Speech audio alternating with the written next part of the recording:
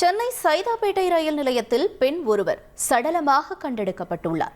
இதுகுறித்த கூடுதல் தகவல்களை செய்தியாளர் சம்பத் வழங்க கேட்கலாம். சம்பத், வணக்கம். ரயில் நிலையம் அப்படிங்கிறதுனால ரயில்ல அடிபட்டிருக்காங்களா அல்லது ஏதேனும் கொலை நடந்ததாக தெரிகிறதா? என்ன சூழல்? வணக்கம்.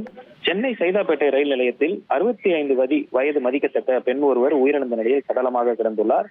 சடலத்துக்கு அருகே சந்தேகப்படும்படியாக மாற்றுத்திறனாளி நபர் ஒருவரும் இருந்துள்ளார். இந்த நிலையில் உயிரிழந்த பெண்ணின் உறவினர்கள் அந்த மாற்றுத்திறனாளி தான் கொலை செய்துள்ளார் என கூறி அவரை தாக்கியதால் பரபரப்பான சூழல் ஏற்பட்டுள்ளது.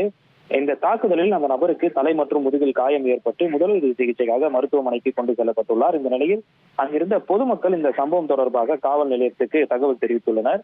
தகவலின் அடிப்படையில் சம்பவ இடத்திற்கு விரைந்த சைதாப்பேட்டை ரயில்வே காவல்துறையினர் மற்றும் மேற்கு மாம்பலம் காவல்துறையினர் பிரேதத்தை கைப்பற்றி பிணக்கூறு ஆய்விற்காக ராயப்பேட்டை அரசு மருத்துவமனைக்கு கொண்டு சென்றுள்ளனர். மேலும் இந்த சம்பவம் தொடர்பாக வழக்கு பதிந்துள்ள காவல்துறையினர் தீவிர விசாரணை மேற்கொண்டு வருகின்றனர். தூக்கி வீசுற பொருள் தானே சாதாரணமா நினைக்காதீங்க.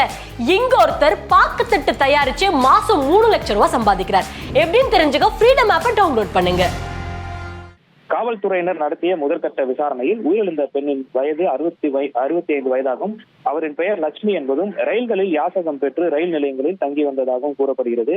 மேலும் இந்த பெண்ணின் மதுவிற்கு அடிமையாகிய நிலையில் சமீப நாட்களாக உடல்நிலை பாதிக்கப்பட்டு மோசமாக நிலையில் இருந்ததாகவும் கூறப்படுகிறது. மேலும் உயிரிழந்த லட்சுமியுடன் இருந்த மாற்றுத்திறனாளி அவரது பெயர் முத்து என்பதும் தெரிய வந்துள்ளது. இந்த நிலையில் நேற்று இரவில் இருந்து முத்து உயிரிழந்த லட்சுமியுடன் இருந்ததாகவும் லட்சுமியின் உறவினர்கள் தெரிவிக்கின்றனர்.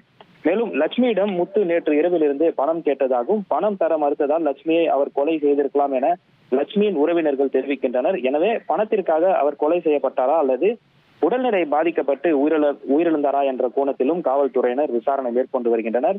இந்த நிலையில் சந்தேகத்தின் அடிப்படையில் முத்து என்கின்ற அந்த மாற்றுத்திறனாளியை மேற்கு மாம்பலம் காவல்துறையினர் காவல் நிலையம் அழைத்து சென்று விசாரணை மேற்கொண்டு வருகின்றனர். சைதாப்பேட்டை ரயில் நிலையத்தில் பெண் ஒருவர் சடலமாக மீட்கப்பட்ட சம்பவம் அப்பகுதியில் பரபரப்பை ஏற்படுத்தியுள்ளது. விவரங்களுக்கு நன்றி சம்பத்.